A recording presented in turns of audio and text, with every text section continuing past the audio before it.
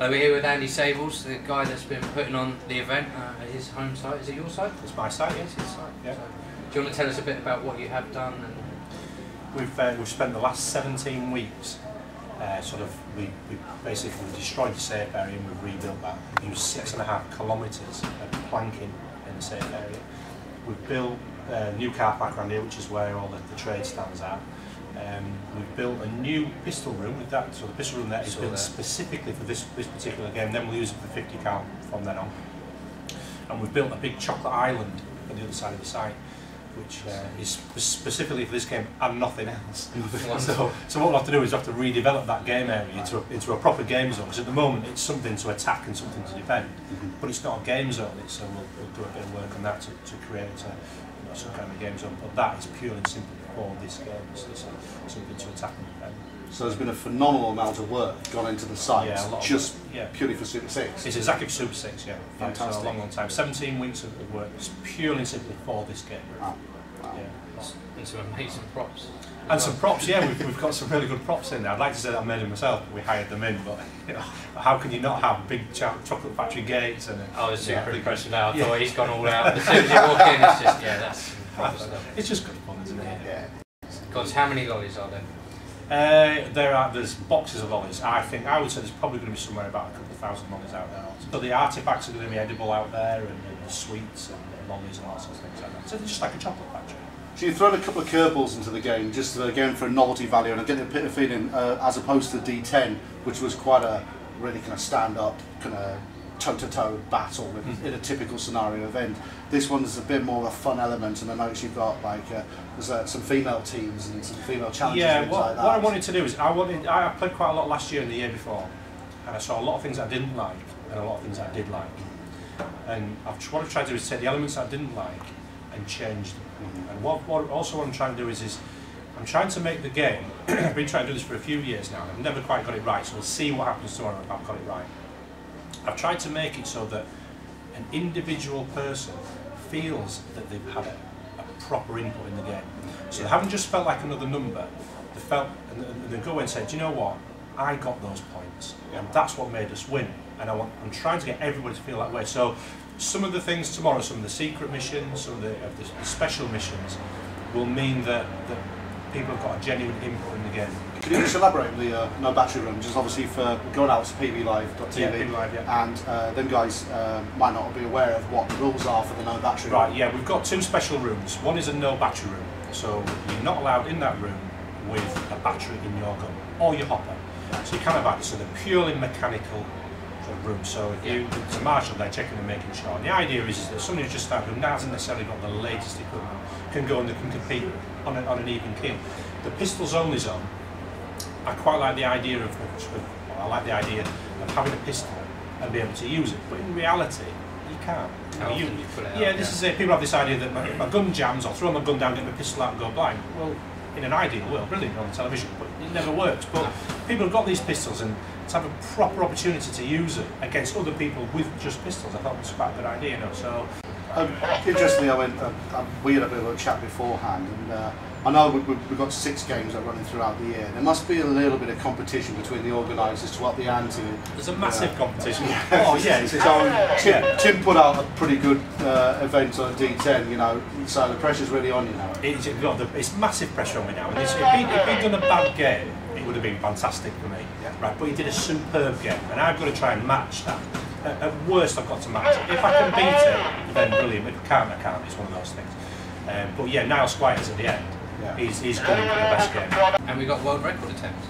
The world record attempt, yeah, 9 weeks ago we approached Guinness and asked them if we could do this particular world record, which is the world's longest paintball show. It took them 9 weeks to get back in touch, but they've really done the homework. We thought they'd say, yeah, do whatever you want, or send us what you've done, but they didn't. They went and did, well, it's going to be a specific weight of ball, it's going to be under a certain weight, it's going to be under a certain size, it's going to be under 0.71, it's going to be under 3.5 grams. There's all sorts of specific criteria. So they looked it's going to be a paintball, it's going to be an easily available paintball gun. So I didn't think they'd go into paintball as much as they have done. They've really looked into paintball. So we've got this world record. We will set a world record today. I want to do it first, because if I do it first, I'm going to do it first. Well, and then the rest of the day, every time someone beats. Yeah, somebody can beat my world record then.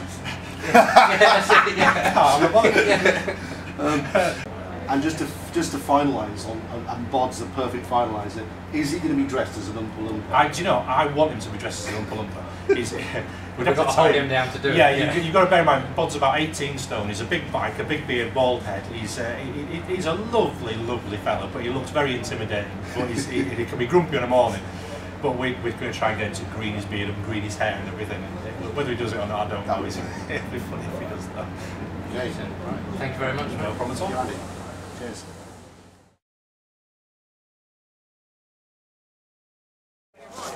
Okay, it's game day. Here we are. The sun is shining. It's absolutely beautiful. The safe zone is just buzzing. Loads of people everywhere getting settled, ready to go. We've got about half an hour to game on, and I think we're going to have a really good paintballing day. We'll see you on the field, around the field, and the safe zone a bit later on. Have fun. Right, first of all, before we do this formal introduction of these faction leaders, just have a quick round of applause, just For them, because they are.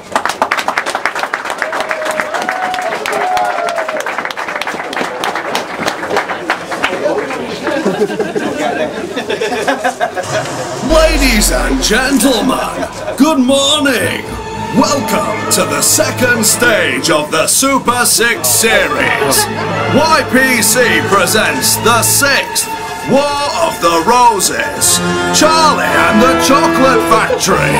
So ladies and gents, please welcome your generals. And on line 1, it's contestant number 1.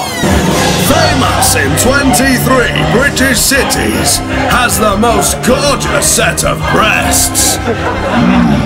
Lovely. Playing as Augustus Chubby Checker Glue. Guten Tag, mein Herr. It's Matt Freak Newser. And representing Mike TV, please welcome the proud owner of Yorkshire's only Empire 250 cal marker.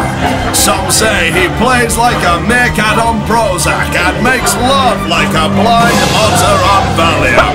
Lights, camera, action! It's Ryan, don't call me Shirley Green. And on line 3, it's contestant number 3. Ladies and gentlemen, please welcome a woman whose debut single reached number 1 in northern Gettysburg and taught the governor of California to dance.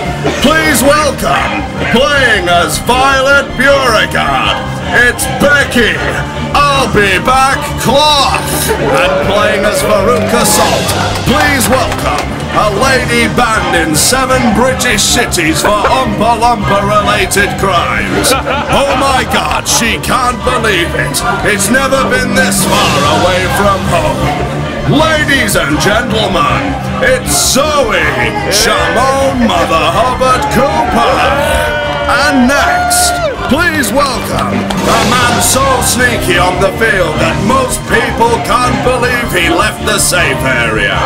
Banned in 23 British cities for indecent exposure and officially the UK's best SpongeBob SquarePants impersonator.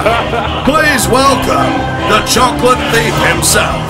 Playing as Charlie Bucket, it's Ian. I can't wait to get your hands on your land, Stella Pinchan.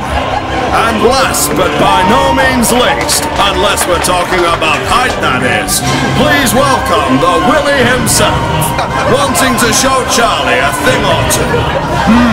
Saucy. A man so confident, rumour has it if you shoot him you shall receive a free ticket to Call to Duty 3. A man who rang Kojak to get his everlasting lollipop back. It's Al, the General Wonka Murray.